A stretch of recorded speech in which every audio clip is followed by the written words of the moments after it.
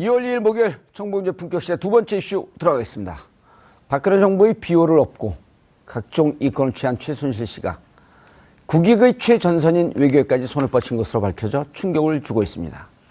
최 씨가 개입했다는 정부의 미얀마 원조 사업은 과연 무엇이고 최 씨는 어떻게 개입한 것인지 전문가 모시고 말씀 나눠보도록 하겠습니다. 자, 최진영 변호사님 자리하셨습니다. 네, 안녕하십니까. 최진영입니다. 반갑습니다. 그리고 최진봉 교수님 자리하셨습니다. 안녕하세요. 두 분은 왜 맨날 같이 나오세요? 헷갈리게. 최진첸.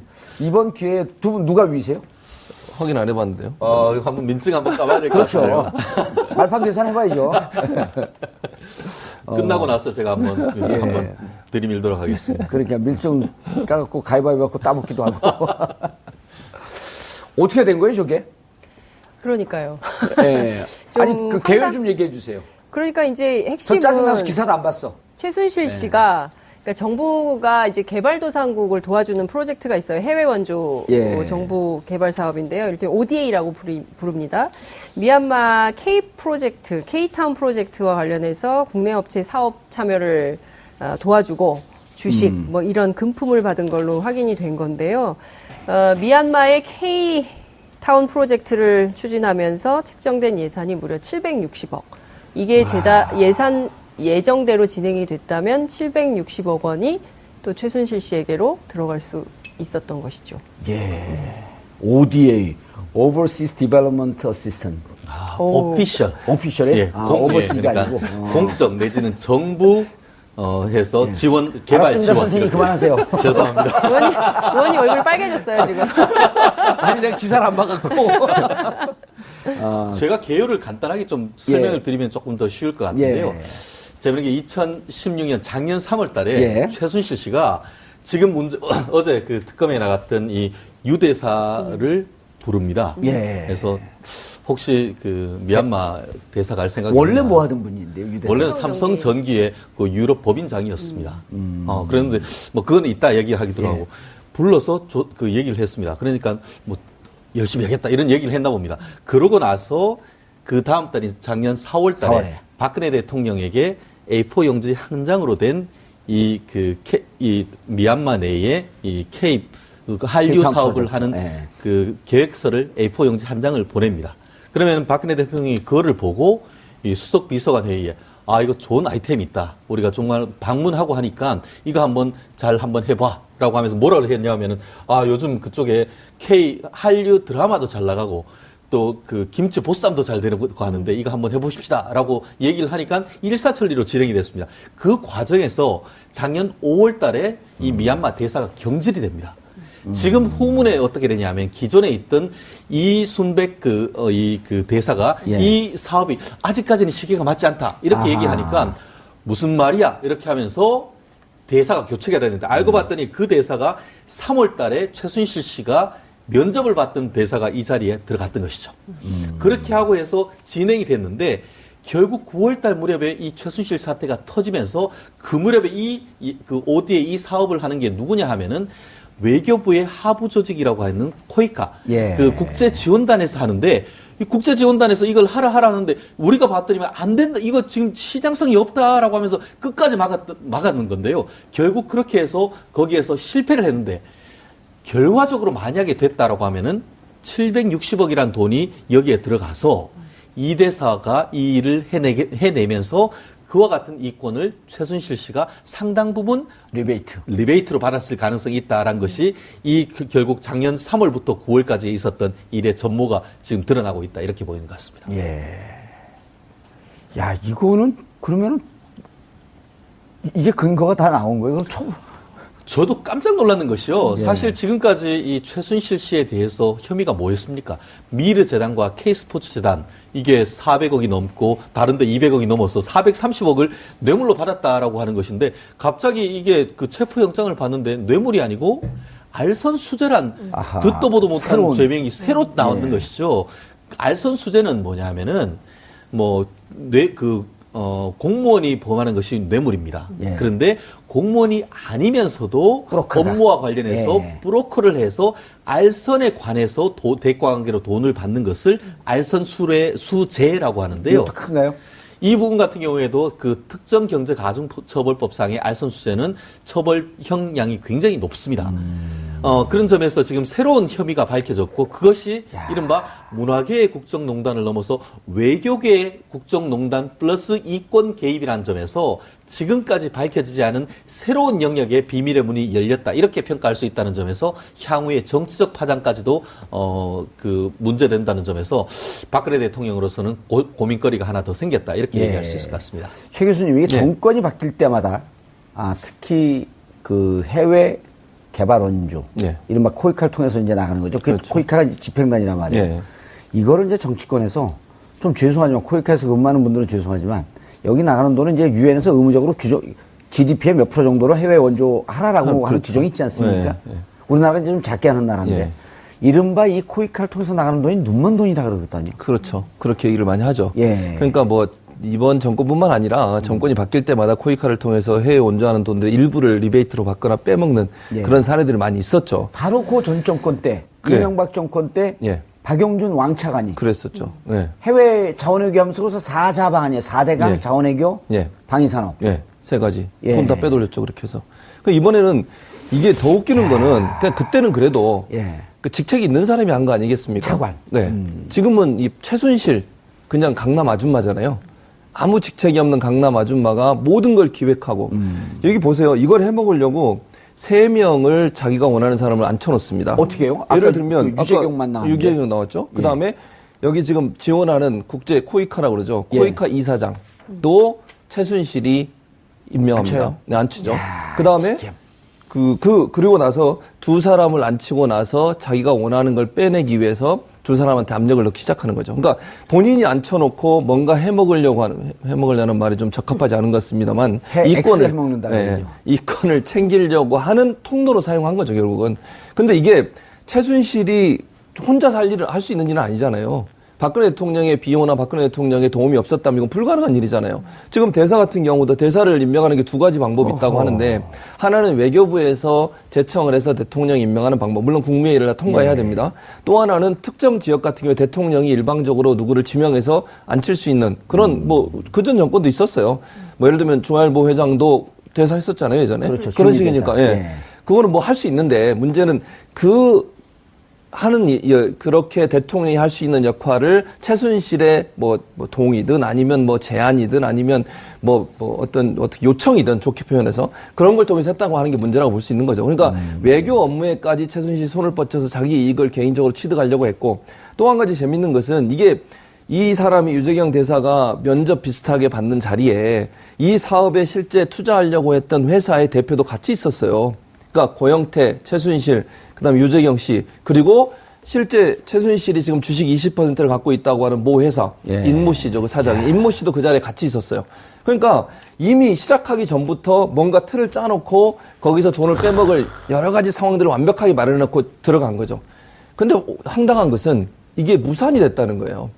그렇게 완벽하게 준비하고 들어갔는데 무산이 됐는데 얼마나 사업성이 없었으면 그렇게 밀어붙였는데 무산이 되겠어요. 코이카에서는 본인들이 반대했다고 얘기를 하고 유재경 대사는 본인이 또 반대했다고 얘기를 하는데 코이카에서 실사를 갔었나 봐요. 물론 이 최순실도 유재경과 함께 미리 실사를 가본 적이 있다고 얘기를 했지만 그 실사를 가봐서 사업성이 없고 여러 가지 문제성이 있다고 판단해서 또 어떤 다른 보도에 의하면 미얀마 정부에서 일정 부분 또 반대한 부분도 있다고 합니다. 그런 여러 가지 요소들 때문에 사업이 불발이 되고 대통령이 2번째 미얀마 방문할 때 이걸 선물을 주려고 했는데 그게 무산되면서 사업은 진행이 안 됐지만 그럼에도 불구하고 이런 대사를 임명하는 것부터 시작해서 코이카 이사장까지 임명하고 모든 걸 하나로 짜서 들어가려고 했던 최순실의 이런 국정농단의 그 모습이 우리 현 정부 또 현재 박근혜 정부의 어떤 민낯을 보여주는 것 같아서 안타깝습니다. 충격적이잖아요, 너무. 이 유재경 대사와 관련해서는 사실 저희가 작년에 이 사태가 터지던 11월 무렵에 제보를 받았어요. 그러니까 기사 썼어요, 그래서? 아니요. 그러니까 왜 안 썼어요? 왜냐하면 이게 특검에서 확인이 된 내용입니다. 특검에서 확인해서 JTBC가 일보를 쓴 건데요. 이제 저희한테 들어온 제보는 뭐였냐면, 이 유재경이라는 사람이 삼성전기 출신으로 프랑크푸르트에서 굉장히 오랫동안 활동을 했던 그러니까 독일을 기반으로 해서 활동을 프랑크푸르트는 최순실 독일 그렇죠. 근거지 아니에요? 예. 그래서 이제 정유라 씨와 관련된 지원을 삼성을 통해서 했던 관계자 중에 하나가 아니냐라는 의혹 제기가 있었어요. 근데 이제 그것만 가지고는 취재가 안 되기 때문에 저희가 진도를 못 나갔었는데 당시 교민사회에서도 미얀마 대사하기 전에 유재경 대사가 한 번도 미얀마를 가본 적이 없다는 거예요. 예. 본인이 뭐라고 했냐면은 네. 미얀마는 한 번도 가본 적이 없는데 네. 연락이 와서 네. 그런 연락이 와서 내가 이거 보이스피싱 받냐 이렇게 얘기를 했을 얘기를 정도였던 했어요. 것이죠. 그러니까 유럽에서 계속 있었던 사람이 갑자기 미얀마 대사로 간다고 할 때부터 교민사회가 출렁였다는 거예요. 미얀마하고 아무런 연계가 없는 사람인데 저 사람이 민간 기업인 출신인데 왜 대사로 가지? 이런 의문이 있었다는 거예요. 그리고 이제 그 정유라 사태가 터졌을 때 교민사회에서는 아무래도 정유라와 삼성과 유재경 대사하고 연관이 돼 있었던 것 같다. 이런 정도의 의혹만 있었던 것이죠. 근데 이제 이게 확인이 됐던 건데 문제는 이번에 드러난 것 중에 하나가 안종범 수석의 수첩 속에 삼성 아그레망이라는 표현이 나옵니다. 유재경 대사를 추천하는 과정에서요. 그러니까 아그레망은 아시는 것처럼 이제 외교관을 다른 나라 대사로 파견할 때 그 나라에게도 물어보잖아요. 네, 동의서를 물어보고 이 거죠. 사람 괜찮냐고 물어보고 만약에 그쪽 나라에서 도저히 이분은 안 되겠다고 할 때는 새로운 사람을 찾아보고 이런 절차를 아그레망이라고 하지 않습니까? 근데 왜 삼성 아그레망이라고 썼을까? 삼성과 아그레망은 어떤 관계가 있을까에 대해서 기자들이 이제 취재하고 있는 포인트가 있습니다. 그럼 삼성의 허락을 받아서 했다는 것이냐? 여기까지 이제 그 의문을 품게 되는 것이죠. 그래서 중요한 포인트는 최순실이라는 개인이 자신의 이권을 위해서 해외 개발 원조 사업까지 손을 대서 수백억을 해먹으려고 했다. 알선수재 미수인가요? 그러면 뭐예요 이게? 알선수재 기수입니다.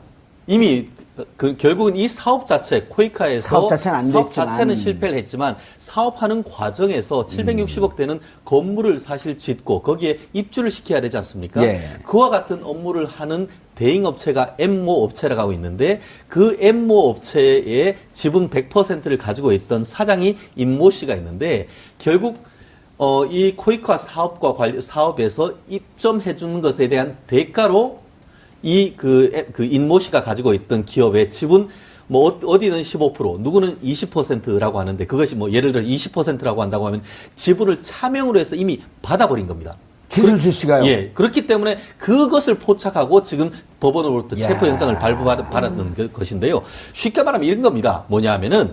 지금까지도 씌웠는데. 그러니까 롯데에 장녀 누구 있습니까? 예. 신영자 있지 않습니까? 예. 자기 기업이 있는데 거기에 좋은 자리에 몫을 넣어주면서 거기에 뒷돈을 받은 거 아닙니까? 뒷돈을. 딱 그건 겁니다. 그와 같은 일을 지금 했다는 건데 예. 뒷돈을 현금으로 받은 것이 아니고 예. 들어오는 업체의 주식 20%를 받았다라고 얘기를 하는데 지금 그 주식 한 주가 액면가가 한 5천 주 정도 된다고 합니다. 근데 5천 그것이 원이요? 한 네. 4만 주로 말해서 5, 4, 20 액면가로 했을 때 한 2천만 원 정도의 주식을 취득했다라고 지금 나오고 있는데 이 사업 같은 경우에 말씀드렸듯이 작년 9월 달에 코이카에서 반대를 해서 무산이 됐는데 만약에 그것이 성공이 됐고 그 성공하는데 그 엠모 업체가 실질적으로 입점이 돼서 성공적으로 운영이 됐고 그 기업이 상장됐다고 한다고 하면은 그렇죠. 실질적으로 그것이 한 50배 이상의 이익이 나올 가능성이 있다. 그래서 2천만 원에 50배 한다고 하면은 그 금액이 10억에 이를 것이다라고 하는 것이 지금 전체적인 언론에서 나오는 이 추정적인 이익의 금액이 그와 같은 그럼 계산에서 검찰은 나왔다고 어떻게 합니다. 계산하는 거예요? 검찰은 2천만 원 계산합니까? 아니면 실질적으로 액면가로밖에 계산할 수가 없는 것이죠. 현실적으로는 결국 5천 원 주식 4만 주에서 2천만 원 주식을 했다고 하는데 결국 그렇게 되면은 최순실 씨 같은 경우는 그 자체에 대해서 묵비권을 행사를 하고 아니다라고 할 수 있고 설령 그것이 된다 하더라도 결국 휴지 조각에 불과하다. 이렇게 나올 가능성이 있는데요. 현실적으로 지금으로서는 어쨌든 검찰로서는 액면 주식 5천 원짜리를 받은 것은 받은 거니까. 사실이라고 한다고 하면 그것을 기준으로 해서 재판에 넘길 가능성이 있다. 이렇게 볼 것 같습니다. 그 역할을 할 때 대통령의 그 과정이 진행될 때 대통령의 역할은 지금 이제 그 검찰의 그분도 수사가 들어가는 거 아닙니까? 예, 그렇죠. 그 대통령의 역할은 적극적으로 도와준 거죠. 그러니까 예를 들면 이 근데 임명을 그냥 나 통치행위했다 이렇게 갈 수 있지 않을까요? 그렇게 얘기할 수는 있겠죠. 그런데 그것도 웃기는 게 이게 지금 보면요. 물론 이제 본인은 그렇게 얘기하시겠죠. 대통령 입장에서는 통치행위였다. 내가 그냥 좋은 사람 뭐 누가 추천해서 그렇게 본인도 얘기하잖아요. 최순실이 가끔 좋은 사람 추천해서 그 중에 한 명 임명하기도 했다. 여러 명 추천받아서 뭐 그 중에 한 명 하는 겁니다. 추천은 여기저기서 받을 수 있고요. 이렇게 그런데 얘기했잖아요. 너무 추천한 게 최순실 혼자잖아요. 별로 없지 않습니까? 추천을 많이 한 증거가 없어요. 그러니까 그건 좀 문제가 있다고 보고 이게 지금 인맥을 보세요. 지금 이 유대사가 프랑크푸르트에 근무했잖아요. 그런데 그때 어떻게 연결이 되냐면 그 최순실과 정유라에게 돈을 빌려준 은행이 있어요. 프랑크푸르트에서. 기억나시죠? 그 이모 본부장입니다. 이거 이름 나왔던 것 같은데 이모 본부장이 어쨌든 이모 씨가 집사 역할도 했잖아요. 뭐 들어와 있죠. 귀국에서 본부장으로 승진했어요. 승승장구했는데 기사에 보면 대통령이 그 은행에 직접 전화해서 승진시켜라고 얘기했다라고 기사가 나왔어요. 사실은 이제 아닌지는 확인해 봐야겠지만 기사 내용이 맞다고 하면 대통령이 그 본부장 최순실을 열심히 프랑크푸르트에 도와줬던 그 법인장을 본부장까지 승진시켜서 원래 본부가 하나밖에 없었는데 그걸 둘로 쪼개가지고 제2본부장으로 승진시켜줬어요. 근데 그 사람이 최순실을 도와줬는데 이 유재경 대사와 그 사람이 친분 관계가 있었던 거예요. 독일에서. 그래서 이 이모 씨가 유재경 씨를 최순실한테 청거를 한 거죠. 추천을. 지금 나온 언론 보도에 따르면은 이상화 씨가 유재경 대사와 고등학교 동창이다 이런 이상화. 이상화 지금 KB 하나은행 본부장이다라고 하는데요. 결론적으로 저기서 우리 최 교수님은 이모 씨라는데 여기서 지금 뭐 벌써 지금 언론에 지금 다 나오는 저도 본 것 같아요. 그런 상태이고 지금 보면은 이제 그 유재경 지금 현재 미얀마 대사 같은 경우에는 이분이 이른바 삼성 글로벌 마케팅실에 근무했습니다. 삼성 글로벌 마케팅실이 누구죠? 어디죠? 삼성 글로벌 마케팅실에서 독일에 있는 정유라를 지원했는 바로 그 기구입니다. 그렇기 때문에 지금 이게 특검으로서는 적어도 현재까지는 지금 문제되고 있는 이 사안이 결국 그 기존에 있던 미르나 K스포츠 재단과 관련된 뇌물죄와는 관련성이 없다. 그렇다 하더라도 적어도 이 사건에 있어 가지고는 삼성과도의 관련성이 있을 수도 있기 때문에 그러한 점이 추가적인 어떤 그 증거가 나온다라고 한다고 하면은 새로운 이론 구성, 새로운 범죄를 구성을 해서 결국 그 수장이라고 할 수 있는 이재용 부회장에 대한 영장 재청구할 때도 플러스 알파 될 가능성이 있다라는 그런 인상을 주고 있는 그런 상황입니다. 하나 더 플러스 하면 그 이사장 있잖아요. 코이카. 이 사람도 그 인맥에 함께 들어있어요. 이 사람도 프랑크푸르트에서 근무했었어요. 예전에. 이사장 되기 전에. 그때 또 고대 암과 인맥 얘기하셨는데 고대 인맥의 또 한 축이에요. 그러니까 이 본부장, 그 다음에 유재경, 그 다음에 김인식 이사장까지 그분이 다 고대 출신이에요? 그런 것 같아요. 동문회 비슷한 무슨 소식지가 어디 왜 그러냐면요. 이제 뭐 고대라고 얘기가 나왔으니까 최순실 프랑크푸르트 있을 때 지금 이제 그 조직을 왜 못 파고 들어가냐면 특정 종교가 하나 있어요. 그 다음에 선교단이 하나 있어요. 그리고 또 특정 학맥이 있어요. 이게 고대거든요. 그리고 이제 언론에도 이제 이름이 나왔는데 2011년까지 삼성에서 근무했던 양혜경 씨. 그분이 고대 대장이라는 거 아닙니까? 그리고 지금 이제 방위산업에 손대고 있고. 특검을 여기까지 본 거예요, 다. 그렇죠. 근데 이제 이 우산 속에 있었던 사람들이 아니까 이거 삼성과 오래전서부터 최순실과의 거래가 있었구나. 그렇죠. 그렇게 보는 거죠. 그리고 그 거래의 한 떡고물이 뚝 미얀마로 떨어진 그렇죠. 거고.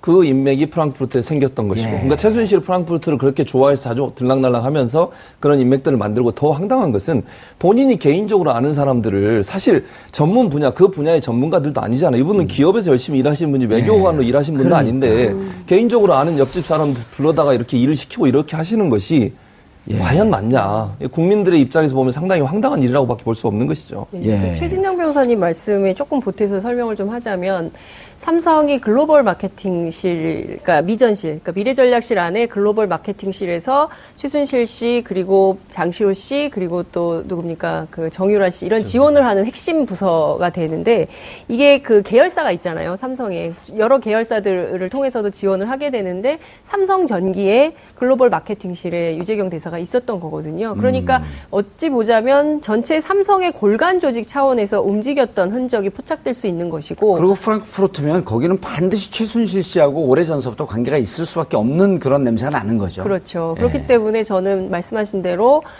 이 사건이 유재경 대사의 이 사건이 결국에는 이재용 삼성전자 부회장 영장 재청구를 하는데도 상당히 크게 기여할 수도 있겠다. 이런 이게 말씀드리겠습니다. 그 폭발성이 크네요. 생각보다. 사실 오늘 지금 그 나오고 있는 이 이른바 그 동남아 미얀마에 대한 이른바 외교농단 사건 또 그리고 더불어서 지금 안종범 이 그 수석에 대한 뇌물 문제 이것은 사실은 지금까지 나오지 않았던 완전히 새로운 분야입니다. 그러니까, 특검 그렇기 때문에 바빠지겠어요. 결국 특검 같은 경우에는 어떻게 보면 기존에 원래 특검이 해라고 했던 부분에 대해서는 사실 크게 오히려 어떤 그 성과를 못 내고 있는 반면에 추가적으로 고구마 줄기를 이렇게 가지고 가다가 오히려 엉뚱한 곳에서 월척을 낚았다 이렇게 얘기할 수도 있는 것 같은데요. 월척이면서 동시에 신받다. 아, 그렇죠. 신받다 할 수 있는데 사실 아직까지 이 공적 원조 사업 같은 경우에는 박근혜 대통령의 그 정점에 있어서 박근혜 대통령이 어떤 역할을 했는지에 대해서는 사실 나온 것은 그냥 문화융성 차원에서 이 동남아 특히 미얀마 같은 경우에 아웅산 수치의 여사가 들어오는 민주화되고 산업화되는 과정에서 어떤 한류를 심으라라고 해서 그런 문화융성 차원에서 했다라고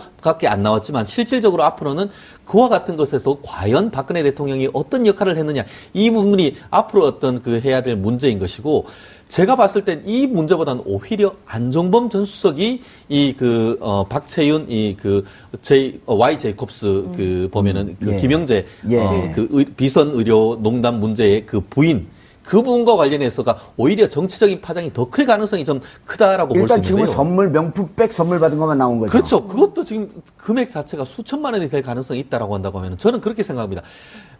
이거는 물론 안전수석이 누굽니까? 보면은 복심 중에 복심이고 수석 중에 수석 아닙니까? 그거는 거의 어떻게 보면은 김기춘 비서실장급과 거의 비슷한 사람이 청와대 내에 근무를 하면서 직무와 관련해서 뇌물 받았다라고 한다고 하면 그 자체로서도 굉장히 큰 박근혜 대통령에 대한 정치적 타격을 줄 수 있는 사건이 될 수 있다. 저는 봅니다. 그렇기 때문에 오늘 지금 박채윤 이 Y 제이콥스 사장에 대한 영장이 청구가 됐는데 그것이 영장이 발부가 한다고 하면은 그것은 이 정치적인 의미에서 박근혜 대통령에게 굉장히 큰 정치적 부담을 안기는 하나의 사건이 될 가능성이 크다고 봅니다. 변호사님, 네. 검찰 출신이신가요? 아니, 그렇지는 않습니다. 그렇진 않아요. 네네. 왜 명품백을 선물하는지 모르죠. 저는 거기 그렇게 했습니다. 뭐라고 얘기했냐면은 박채윤 사장이 우리 실장님은 수석님은 TV에 너무 자주 나오고 해서 직접 드리기가 그렇고 해서 사모님한테 드린다 이렇게 얘기를 했습니다. 네. 결국 지금 얘기하는 게 사모님한테 준 게 제3자 뇌물이 아니고 부부가 그것이 바로 경제 공동체, 공동지갑이기 때문에 이 경우에는 박채윤 씨에 대해서는 형법상의 뇌물 공여가 되는 것이고 안종범 실장 같은 경우에는 뇌물 수수 직접 뇌물 수수가 되는 것이거든요. 그것이 금액이 3천만 원이 넘어가면은 특가법상 뇌물로 넘어가게 됩니다. 근데 이제 제가 말씀드린 건 백을 선물할 때는요. 백 안에 현금이 들어가 그렇죠. 있습니다. 예. 근데 뭐가 이제 채웠느냐 그러면 이건 뭘 채워놓죠. 그러니까 백을 넣을 땐 이유가 있는 거예요. 예. 그냥 빈 백 주면 섭섭하잖아요. 그렇죠. 결국 우리 부모님들, 아버지, 어머니한테 예. 지갑 드릴 때 그냥 넣진 않죠. 예. 그렇기 때문에 그 속에 뭐가 드는지. 이번에 아마 압수수색을 다 했는 과정에서 특검에서 지금 얘기는 하고 있지 않습니다만 모종의 다른 것이 있을 가능성도 없을 가능성은 여전히 있습니다. 알겠습니다. 두 개의 산삼이 발견됐어요. 두 줄기. 네. 미얀마. 그 다음에 박채윤 뇌물. 예. 야, 이제 이러면 안종범 수석은 다 밝혀주겠다고 하면서 사실은 정작 자기가 받은 건 가리고 있었던 거란 말이에요. 그렇죠. 예. 마치 그러니까 이렇게 얘기했죠. 지시받아 자기를 한 것밖에 없다. 이런 의미로 사실 얘기를 많이 했지 이제 않습니까? 공동 정범이 된 거예요. 그렇죠. 예. 본인도 이제 범죄를 저지른 사람이 된 거죠. 그러니까 어제 그게 뉴스에 이제 목소리가 직접 나왔잖아요. 예. 그 녹취록이 직접 나와가지고 목소리까지 나왔어요. 안종범 수석의 목소리까지. 뭐라고요? 뭐라고 그랬냐면 추석이라 식당 잡기가 힘들다. 이렇게 박지훈 씨가 얘기를 해요. 만나고 싶은데 선물 드리고 싶은데 추석이라 식당 잡기가 힘들어서 어떻게 하죠? 누가 녹음을 해놨어요? 누가 녹음했는지 안 나왔어요. 그 부분은 제가 좀 설명드리겠습니다. 제가 변호사의 촉이 있습니다. 근데 그 소리를 잘 들어보면은 안종범 수석의 목소리는 굉장히 잘 들립니다. 그 반면에 박채윤 씨 목소리는 조금 흐리게 들립니다. 그럼 누가 박채윤 씨가 한 거죠. 그렇습니다. 예. 왜냐하면은 그리고 박채윤 그 씨는 폰은 이 핸드셋을 갤럭시 해서 폰이고. 예. 그 목소리가 들리기 때문에 들어가는 과정에서 잡음이 있을 수 있지만 상대방이 받는 사람의 목소리는 전파로 통해서 바로 들어오기 때문에 매우 선명합니다. 왜 녹음 기능을 그렇기 눌렀을까? 때문에 저도 왜 그걸 왜 눌렀는지 눌렀을까? 아유, 나중에- 그것에 대해서 굉장히 좀 궁금합니다. 보험이죠, 아니, 보험. 나중에 안 보험이죠. 돼. 문제가 되면 그걸 터트릴 수 있는 거. 네. 지금처럼 예를 들면 아니, 지금도 그러니까 예를 물론 들어 본인- 제이콥스를 도와주기로 했는데 그렇죠, 안 안정범 도와주면. 수석이 받고 그렇죠. 입을 싹 닫고 그럼 이제 이거 들이미는 예. 거죠. 나 그러면은, 녹음한 거 있다고. 예, 그럼 뭐. 좋은 근데 음원이 아니요. 있는데 하나 들어보실래요? 그거. 녹음 내용이 너무 황당해요. 예. 아니, 처음에 안정훈 선생님이 그렇게 뭐라 하고 계속 그러냐면 얘기해 백을 보세요. 줘서 와이프한테 점수 많이 땄다. 그렇게 얘기해요, 안정훈 수석이. 전화상으로. 천하상으로. 야. 그러니까 뭐, 더 선물을 더 많이 드리고 싶다. 그러니까 명절인데 선물 드려야 되는데 중식당 예약이 잘 안 돼서 지금 만날 수가 없어. 안타깝다. 그랬더니 괜찮습니다. 추석 지나고 주셔도 됩니다. 안정훈 그렇게 얘기해요. 추석 명절이었나 봐요. 근데 중식당 잡아야 되는데 예약이 안 돼서 못 드려서 안타깝다. 그랬더니 걱정하지 마시고 지나서 주세요. 예. 이게 수석이 할 짓입니까? 아니 오고 가는 현찰 속에 밝아지는 범죄 질서. 저는 이렇게 말씀드리고 싶은데요. 안정범 수석은 김영란법조차도 농단했다. 저는 그렇게 얘기하고 싶습니다. 이 김영란법 통과된 이유인가요? 그 전이긴 합니다. 김영란법 통과되기 바로 직전에 작년에 그 추석이 통과돼서 있었고 발효를 기다리고 있었던 거 아니에요? 그렇죠. 그렇기 때문에 그래서 이제 다른 회 같은 경우 공직사회에서 김영란법이 되기 전부터 뭐 서울시 같은 경우에는 김영란법 되기 전부터도 1,000원이라도 하면은 아웃하겠다 그렇게 했던 시점인데 이 안정범 수석한테 직접 전화를 해가지고 예. 이게 시내 유명 이 5성급 호텔의 중식당에서 보양식 사주겠다고 하는데 그것이 어떻게 국가의 공복으로서 할 노릇이겠습니까? 때려주고 그걸 싶죠. 보고 저는 방송에서 그거 듣고 정말 피가 정말 사실 거꾸로 흘렀습니다, 사실.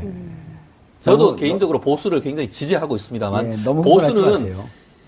부패해서 망한다는 게 바로 이 대표적인 케이스가 아니었나 싶습니다. 아니 왜 노수 침을 뱉으세요? 저한테 자해 방송을 하시면. 아주 그냥 제가 좀 열받는 아니 근데 하루였습니다. 장 기자님 저는 네. 그 명품백을 돈을 넣어갖고 줘본 적이 있어요. 그리고 뜨끔한 거야 이게. 우리 집사람. 네. 우리 집사람 줬다고요. 눈동자가 흔들리시는데. 무슨 전바요? 최순실에? 야, 근데 저건 전형적인 수법이거든요.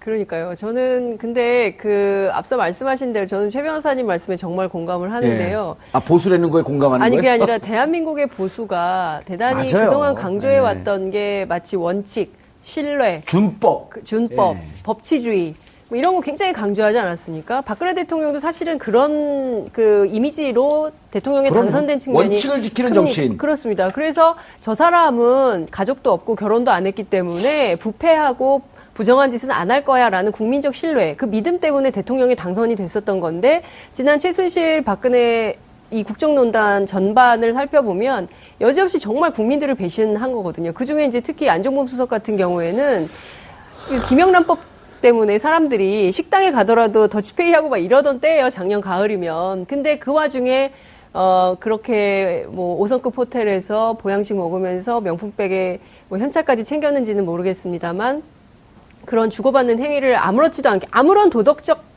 책임의식, 아무런 도덕적 문제의식 이런 게 없었다는 거 아닙니까? 예. 네. 알겠습니다. 그러면, 자, 안정범 수석이 받았어요. 받았는데 이것이 대통령에게까지 연결되는 지점은 있나요, 없나요? 아직까지는 없는 것 같습니다. 아직까지는 없습니다만 근데 사실 어딘가에서 터질 때가 온 거 있을 아니에요, 가능성은 이제? 있죠. 예. 아시다시피 지난번에 김영재 씨가 그 청문회에 나와서 얘기를 했을 때 뭐라고 했죠? 본인이 몇 번 갔습니까? 하니까 기억이 안 난다고 네. 하다가 한 5번 정도 갔다고 얘기를 하면서 청와대? 예, 네. 그러면서 혼자 갔냐 했더니만 부인하고 같이 갔다고 그랬죠. 부인하고 갔다고 했습니다. 그런데 오늘 굉장히 흥미로운 일이 벌어졌습니다. 누구한테 영장을 쳤죠? 부인한테. 김영재 씨한테 했는 것이 아니고 부인인 박채윤 씨한테 영장을 했습니다. 증거 지금 그 언론 브리핑을 봤더니만 이게 그 처음에는 이제 김영재 씨가 문제인가 했더니만 술술술술 관련된 증거를 봤더니만 오히려 뒤에서 핵심적이고 열심히 했던 거는 김영재 씨가 아니고 오히려 박채윤 씨였다는 그 것이죠. 설이 계속 돌았었잖아요. 그렇기 때문에 그래서 얘기했던 것이 박채윤 씨는 Y 제이콥스에서 각종 뭘 했습니까? 얼굴에 바르는 화장품 예. 그거를 납품했고 청와대에서 직접 받아서 청와대에서 주는 선물로 했지 않습니까? 결국 그 과정에서 물론 샘플 정도는 대통령한테 써보라고 줬다는 것 스스로 얘기했지 않습니까? 피부 결국 트러블에 대해서 그렇죠. 얘기했다는 그렇기 거 아니에요? 때문에 과연 그러면 안종범 수석 선에서 끝났느냐 이 부분을 가지고 아마 특검으로서는 박근혜 대통령에 대해서는 그럼 무엇을 했느냐 이 부분은 아마 계속 물고 늘어질 가능성이 있고 만약에 영장이 청구가 되고 발부가 된다고 하면은 추가적인 어떤 특검의 수사의 칼날은 최종적으로 이 또한 박근혜 대통령을 향할 가능성이 있다. 이렇게. 예. 최 교수님. 예. 1월 19일이 무슨 날인지 아세요? 1월 19일이요? 예.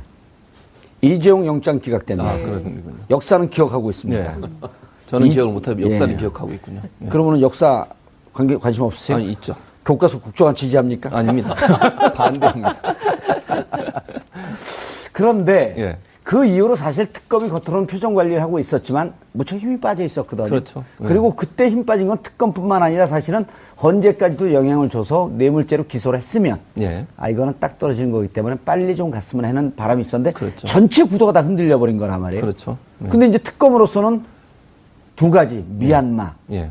Y 제이콥스 특검의 분위기는 어떤가요? 특검 분위기는 지금도 뭐 열심히 하고 있고요. 이 예. 두 가지 건이 물론 이제 삼성을 이재용 부회장에 대한 영장을 다시 재청구할 거냐 말 거냐는 고민 중인 것 같은데 거의 한다는 쪽으로 그쪽으로 간것 많이 같은데요. 흘러진 예. 것 같아요. 그래서 이런 이제 격가지라고 얘기할 수도 있겠지만 특검이 조사하는 과정에 여러 가지가 지금 드러나고 있지 않습니까? 예. 우리가 상상할 수도 없는 일들이 드러나고 있는데 이것이 사실은 특검 입장에서는 국민들의 지지를 받을 수 있는 중요한 동력이 된다고 저는 생각을 해요.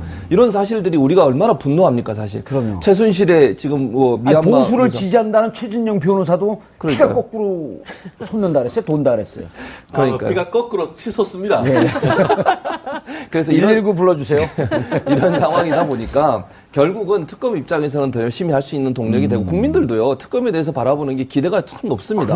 그러니까. 이게 특검이 저는 그래서 가능한 한 뭐 어떻게 될지 모르겠지만 황교안 총리가 어떻게 판단할지 모르겠지만 연장하셔서 제가 끝까지 그게- 안 났다면 예. 조금 더 조사해서 완벽하게 이 모든 문제를 털고 가야 돼요. 그게 박근혜 정부한테도 좋은 거라고 저는 생각합니다. 이게 만약에 남아 있다가 나중에 또 드러나면 얼마나 또 창피스럽겠어요. 그럼요. 이미 여기서 다 정리하고 정에서 박근혜 대통령이 물론 사과를 안 하시는데 저는 정말 아까 얘기하셨던 것처럼 보수의 가치를 지키시는 분이라면 드러난 사실에 대해서 명확하게 사과하시고 용서를 구하는 것이 도리어 본인의 명예를 지킬 수 있는 방법이라고 저는 생각을 하는 거죠. 알겠습니다. 그 녹음 파일이 압수수색한 데서 나왔나요? 어디서 나왔나요? 저도 그게 굉장히 궁금한데요. 제 추측컨대는 김영재 그 의원실을 압수수색을 압수수색했었잖아요. 했었습니다. 그리고 예. 자택도 압수수색을 하면서 제일 먼저 확보하는 게 휴대폰입니다. 그 속에서 나왔을 가능성이 저는 가장 높다고 추측을 합니다.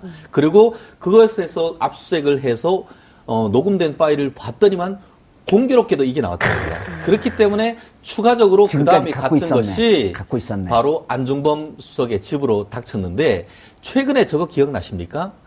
안종범 수석이 기존에 있던 17건의 수첩 이외에 추가적인 또 나왔잖아요. 나왔다고 예. 했는데 제가 감이 맞다고 한다고 하면은 이와 같은 녹음 파일을 하고 압수수색하는 과정에서 추가적인 안종범 자료들. 수석의 수첩이 나오고 지금 여러 개 있는 이 고가 명품 가방도 나왔을 가능성이 상당히 있거든요. 그렇기 때문에 이번에 추가적으로 나오는 이 그 가방과 관련되는 이 자필 메모 같은 경우에는 그것이 얼마에 또 다른 어떤 그 비밀의 문을 열 수 있을지는 사실 시간이 너무 짧기 때문에 특검이 못하겠지만 결국 그와 같은 것을 다 정리한 다음에 결국 검찰로 수사를 넘길 가능성도 여전히 있지 않을까 특검 싶습니다. 연장되지 않을까요? 간단하게. 그 부분은 아직까지는 퀘스천 마크다. 아시다시피 지금 이번에 반기문 전 총장이 사퇴를 하면서 예, 황교안 예. 카드가 급부상하는 과정에서 어떤 판단을 할지는 아직까지는 점점점이다. 알겠습니다. 특검의 수사에 박수를 보냅니다. 반기문 전 총장이 대선 불출마를 선언하면서 정치인들에게 실망스러워 함께 길을 갈 수 없다고 했습니다.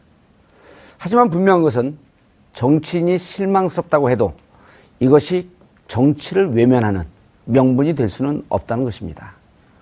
플라톤의 말입니다. 정치를 외면한 가장 큰 대가는 가장 저질스러운 정치인들에게 지배를 당하는 것이다.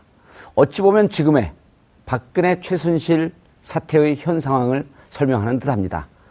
어떠한 상황에서도 정치에 대한 관심 그리고 적극적인 참여가 필요하다는 말씀드리면서 2월 2일 목요일 정봉주의 품격 활동을 했던 그러니까 독일을 기반으로 해서 활동을 프랑크푸르트는 최순실 독일 그렇죠. 근거지 아니에요? 예. 그래서 이제 정유라 씨와 관련된 지원을 삼성을 통해서 했던 관계자 중에 하나가 아니냐라는 의혹 제기가 있었어요. 근데 이제 그것만 가지고는 취재가 안 되기 때문에 저희가 진도를 못 나갔었는데 당시 교민사회에서도 미얀마 대사하기 전에 유재경 대사가 한 번도 미얀마를 가본 적이 없다는 거예요. 예. 본인이 뭐라고 했냐면은 네. 미얀마는 한 번도 가본 적이 없는데 네. 연락이 와서 네. 그런 연락이 와서 내가 이거 보이스피싱 받냐 이렇게 얘기를 했을 정도였던 했어요. 것이죠. 그러니까 유럽에서 계속 있었던 사람이 갑자기 미얀마 대사로 간다고 할 때부터 교민사회가 출렁였다는 거예요. 미얀마하고 아무런 연계가 없는 사람인데 저 사람이 민간 기업인 출신인데 왜 대사로 가지? 이런 의문이 있었다는 거예요. 그리고 이제 그 정유라 사태가 터졌을 때 교민사회에서는 아무래도 정유라와 삼성과 유재경 대사하고 연관이 돼 있었던 것 같다. 이런 정도의 의혹만 있었던 것이죠. 근데 이제 이게 이제 확인이 됐던 건데 문제는 이번에 드러난 것 중에 하나가 안종범 수석의 수첩 속에 삼성 아그레망이라는 표현이 나옵니다. 유재경 대사를 추천하는 과정에서요. 그러니까 아그레망은 아시는 것처럼 이제 외교관을 다른 나라 대사로 파견할 때 그 나라에게도 물어보잖아요. 네, 동의서를 물어보고 이 거죠. 사람 괜찮냐고 물어보고 만약에 그쪽 나라에서 도저히 이분은 안 되겠다고 할 때는 새로운 사람을 찾아보고 이런 절차를 아그레망이라고 하지 않습니까? 근데 왜 삼성 아그레망이라고 썼을까? 삼성과 아그레망은 어떤 관계가 있을까에 대해서 기자들이 이제 취재하고 있는 포인트가 있습니다. 그럼 삼성의 허락을 받아서 했다는 것이냐? 여기까지 이제 그 의문을 품게 되는 것이죠. 그래서 중요한 포인트는 최순실이라는 개인이 자신의 이권을 위해서 해외 개발 원조 사업까지 손을 대서 수백억을 해먹으려고 했다. 알선 수재 미수인가요? 그러면 뭐예요 이게? 알선수재 기수입니다. 이미 결국은 이 사업 자체 코이카에서 사업 자체는 안 사업 됐지만. 자체는 실패를 했지만 사업하는 과정에서 760억 되는 건물을 사실 짓고 거기에 입주를 시켜야 되지 않습니까? 예. 그와 같은 업무를 하는 대행업체가 엠모 업체라고 있는데 그 엠모 업체의 지분 100%를 가지고 있던 사장이 임모 씨가 있는데 결국 이 코이카 사업에서 입점해주는 것에 관해서 대가관계로 돈을 받는 것을 알선수재라고 하는데요. 이것도 큰가요? 이 부분 같은 경우에도 그 특정경제가중처벌법상의 알선수재는 처벌 형량이 굉장히 높습니다. 그런 점에서 지금 새로운 혐의가 밝혀졌고 그것이 이른바 문화계의 국정농단을 넘어서 외교계의 국정농단 플러스 이권 개입이라는 점에서 지금까지 밝혀지지 않은 새로운 영역의 비밀의 문이 열렸다. 이렇게 평가할 수 있다는 점에서 향후의 정치적 파장까지도 문제된다는 점에서 박근혜 대통령으로서는 고민거리가 하나 더 생겼다. 이렇게 얘기할 수 있을 것 같습니다. 최 교수님, 이게 정권이 바뀔 때마다 특히 그 해외 개발 원조, 이른바 코이카를 통해서 이제 나가는 거죠. 그 그렇죠. 코이카가 집행단이란 말이에요. 이거를 이제 정치권에서 좀 죄송하지만 코이카에서 근무하는 분들은 죄송하지만 여기 나가는 돈은 이제 유엔에서 의무적으로 GDP의 몇 프로 정도로 해외 원조 하라라고 하는 규정이 있지 않습니까? 우리나라가 이제 좀 작게 하는 나라인데 이른바 이 코이카를 통해서 나가는 돈이 눈먼 돈이라 그러거든요. 그렇죠. 그렇게 얘기를 많이 하죠. 예. 그러니까 뭐 이번 정권뿐만 아니라 정권이 바뀔 때마다 코이카를 통해서 해외 원조하는 돈들의 일부를 리베이트로 받거나 빼먹는 그런 사례들이 많이 있었죠. 바로 그 전 정권 때, 이명박 정권 때 박용준 왕차관이 그랬었죠. 해외 자원외교 하면서 그래서 4자 방안이에요. 4대강 자원외교, 방위산업. 세 가지. 돈 다 빼돌렸죠. 그렇게 해서. 이번에는 이게 더 웃기는 거는 그냥 그때는 그래도 그 직책이 있는 사람이 한 거 아니겠습니까? 차관. 지금은 이 최순실 그냥 강남 아줌마잖아요. 아무 직책이 없는 강남 아줌마가 모든 걸 기획하고 여기 보세요. 이걸 해먹으려고 3명을 자기가 원하는 사람을 앉혀놓습니다. 어떻게 해요? 예를 들면 그 유재경만 나왔는데. 유재경 나왔죠. 그 다음에 여기 지금 지원하는 국제 코이카라고 그러죠. 코이카 이사장도 최순실이 임명합니다. 앉혀요? 네, 앉히죠. 그 다음에 그리고 나서 두 사람을 앉히고 나서 자기가 원하는 걸 빼내기 위해서 두 사람한테 압력을 넣기 시작하는 거죠. 그러니까 본인이 앉혀놓고 뭔가 해먹으려는 말이 좀 적합하지 않은 것 같습니다만 이권을 해먹는다는 거죠. 이권을 챙기려고 하는 통로로 사용한 거죠, 결국은. 근데 이게 최순실이 혼자 할 수 있는 일은 아니잖아요. 박근혜 대통령의 비호나 박근혜 대통령의 도움이 없었다면 이건 불가능한 일이잖아요. 지금 대사 같은 경우도 대사를 임명하는 게 두 가지 방법이 있다고 하는데 하나는 외교부에서 제청을 해서 대통령 임명하는 방법. 물론 국무회의를 다 통과해야 됩니다. 또 하나는 특정 지역 같은 경우에 대통령이 일방적으로 누구를 지명해서 앉힐 수 있는 그런 뭐 그전 정권도 있었어요. 뭐 예를 들면 중앙일보 회장도 대사했었잖아요, 예전에. 그렇죠. 그런 주미 식이니까. 대사. 예. 예. 그거는 뭐 할 수 있는데 문제는 그렇게 대통령이 할 수 있는 역할을 최순실의 뭐 동의든 아니면 뭐 제안이든 아니면 어떤 요청이든 좋게 표현해서 그런 걸 통해서 했다고 하는 게 문제라고 볼 수 있는 거죠. 그러니까 외교 업무에까지 최순실이 손을 뻗쳐서 자기 이익을 개인적으로 취득하려고 했고 또 한 가지 재밌는 것은 이 사람이 유재경 대사가 면접 비슷하게 받는 자리에 이 사업에 실제 투자하려고 했던 회사의 대표도 같이 있었어요. 그러니까 고영태, 최순실, 그다음에 유재경 씨, 그리고 실제 최순실이 지금 주식 20%를 갖고 있다고 하는 모 회사, 예. 인모 씨죠, 그 사장이. 인모 씨도 그 자리에 같이 있었어요. 그러니까 이미 시작하기 전부터 뭔가 틀을 짜놓고 거기서 돈을 빼먹을 여러 가지 상황들을 완벽하게 마련해놓고 들어간 거죠. 근데 황당한 것은 이게 무산이 됐다는 거예요. 그렇게 완벽하게 준비하고 들어갔는데 무산이 됐는데 얼마나 사업성이 없었으면 그렇게 밀어붙여야 되는 그러니까요. 무산이 그러니까 되겠어요. 코이카에서는 본인들이 반대했다고 얘기를 하고 유재경 대사는 본인이 또 반대했다고 얘기를 하는데 뭐 코이카에서 실사를 갔었나 봐요. 물론 이 최순실도 유재경과 함께 미리 실사를 가본 적이 있다고 얘기를 했지만 그 실사를 가봐서 사업성이 없고 여러 가지 문제성이 있다고 판단해서 또 어떤 다른 보도에 의하면 미얀마 정부에서 일정 부분 또 반대한 부분도 있다고 합니다. 그런 여러 가지 요소들 때문에 사업이 불발이 되고 대통령이 두 번째 미얀마 방문할 때 이걸 선물을 주려고 했는데 그게 무산되면서 사업은 진행이 안 됐지만 그럼에도 불구하고 이런 대사를 임명하는 것부터 시작해서 코이카 이사장까지 임명하고 모든 걸 하나로 짜서 예. 들어가려고 했던 최순실의 이런 국정농단의 그 모습이 우리 현 정부 또 현재 박근혜 정부의 어떤 민낯을 보여주는 것 같아서 안타깝습니다. 충격적이잖아요, 너무. 이 유재경 대사와 관련해서는 사실 저희가 작년에 이 사태가 터지던 11월 무렵에 제보를 받았어요. 그러니까 기사를 썼어요, 그래서? 아니요. 그러니까 왜 안 썼어요? 왜냐하면 이게 특검에서 확인이 된 내용입니다. 특검에서 확인해서 JTBC가 일보를 쓴 건데요. 이제 저희한테 들어온 제보는 뭐였냐면, 이 유재경이라는 사람이 삼성전기 출신으로 프랑크푸르트에서 굉장히 오랫동안 2월 2일 목요일 정봉재 품격시대 두 번째 이슈 들어가겠습니다. 박근혜 정부의 비호를 업고 각종 이권을 취한 최순실 씨가 국익의 최전선인 외교에까지 손을 뻗친 것으로 밝혀져 충격을 주고 있습니다. 최 씨가 개입했다는 정부의 미얀마 원조 사업은 과연 무엇이고 최 씨는 어떻게 개입한 것인지 전문가 모시고 말씀 나눠보도록 하겠습니다. 자, 최진영 변호사님 자리하셨습니다. 네, 안녕하십니까. 최진영입니다. 반갑습니다. 그리고 최진봉 교수님 자리하셨습니다. 안녕하세요. 두 분은 왜 맨날 같이 나오세요? 헷갈리게. 최진첸. 이번 기회에 두 분 누가 위세요? 확인 안 해봤는데요. 한번 민증 한번 까봐야 될 것 그렇죠. 같아요. 말판 계산해봐야죠. 끝나고 나서 제가 한번 들이밀도록 하겠습니다. 그러니까 밀증 까갖고 가위바위보 갖고 따먹기도 하고. 어떻게 된 거예요, 저게? 그러니까요. 예. 아니, 그 개요 좀 얘기해 주세요. 그러니까 이제 저 핵심은 짜증나서 기사도 안 봤어. 최순실 씨가 그러니까 정부가 이제 개발도상국을 도와주는 프로젝트가 있어요. 해외 원조 정부 개발 사업인데요. 일단 ODA라고 부릅니다. 미얀마 K 프로젝트, K-타운 프로젝트와 관련해서 국내 업체 사업 참여를 도와주고 주식 뭐 이런 금품을 받은 걸로 확인이 된 건데요. 미얀마의 K-타운 프로젝트를 추진하면서 책정된 예산이 무려 760억. 이게 예정대로 진행이 됐다면 760억 원이 또 최순실 씨에게로 들어갈 수 있었던 것이죠. 예. ODA, Overseas Development Assistant. 오피셜. 오피셜에? 예, 오버시가 그러니까 아니고.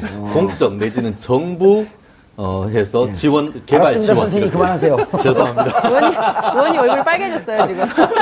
아니, 내가 기사를 안 봐갖고. 제가 개요를 간단하게 좀 설명을 드리면 조금 더 쉬울 것 같은데요. 제가 보는 게 2016년 작년 3월 달에 최순실 씨가 지금 어제 그 특검에 나갔던 이 유대사를 부릅니다. 그래서 혹시 그 미얀마 대사 갈 생각이 원래 있나? 뭐 하던 분인데요, 유대사? 원래는 삼성전기의 그 유럽 법인장이었습니다. 그랬는데 뭐 그건 이따 얘기하기도 하고 불러서 그 얘기를 했습니다. 그러니까 뭐 열심히 하겠다 이런 얘기를 했나 봅니다. 그러고 나서 그 다음 달인 작년 4월 달에 4월에. 박근혜 대통령에게 A4 용지 한 장으로 된 이 미얀마 내에 이 K 한류 K-town 사업을 프로젝트. 하는 네. 그 계획서를 A4 용지 한 장을 보냅니다. 그러면 박근혜 대통령이 그거를 보고 이 수석 비서관 회의에 아 이거 좋은 아이템이 있다. 우리가 정말 방문하고 하니까 이거 한번 해봐라고 하면서 뭐라고 했냐면은 아 요즘 그쪽에 K 한류 드라마도 잘 나가고 또 그 김치 보쌈도 잘 되고 하는데 이거 한번 해보십시다라고 얘기를 하니까 일사천리로 진행이 됐습니다. 그 과정에서 작년 5월달에 이 미얀마 대사가 경질이 됩니다. 지금 후문에 어떻게 되냐면 기존에 있던 이순백 그 대사가 예. 이 사업이 아직까지는 시기가 맞지 않다 이렇게 아하. 얘기하니까 무슨 말이야 이렇게 하면서 대사가 교체가 됐는데 알고 봤더니 그 대사가 3월달에 최순실 씨가 면접을 받던 대사가 이 자리에 들어갔던 것이죠. 그렇게 하고 해서 진행이 됐는데 결국 9월달 무렵에 이 최순실 사태가 터지면서 그 무렵에 그 ODA 이 사업을 하는 게 누구냐 하면은 외교부의 하부 조직이라고 하는 코이카 예. 그 국제지원단에서 하는데 이 국제지원단에서 이걸 하라 하는데 우리가 봤더니 안 된다 이거 지금 시장성이 없다라고 하면서 끝까지 막았는 건데요. 결국 그렇게 해서 거기에서 실패를 했는데 결과적으로 만약에 됐다라고 하면은 760억이란 돈이 여기에 들어가서 이 대사가 이 일을 해내면서 그와 같은 이권을 최순실 씨가 상당 부분 리베이트로 받았을 가능성이 있다라는 것이 결국 작년 3월부터 9월까지 있었던 일의 전모가 지금 드러나고 있다 이렇게 보이는 것 같습니다. 예. 야, 이거는 그러면은 이게 근거가 다 나온 거예요? 저도 깜짝 놀랐는 것이요. 예. 사실 지금까지 이 최순실 씨에 대해서 혐의가 뭐였습니까? 미르 재단과 K스포츠 재단 이게 400억이 넘고 다른데 200억이 넘어서 430억을 뇌물로 받았다라고 하는 것인데 갑자기 이게 그 체포영장을 받는데 뇌물이 아니고 알선 수재란 아하. 듣도 보도 못한 새로운. 죄명이 새로 나오는 예. 것이죠. 알선 수재는 뭐냐면은 공무원이 범하는 것이 뇌물입니다. 예. 그런데 공무원이 아니면서도 브로커가. 업무와 관련해서 예. 브로커를 해서 알선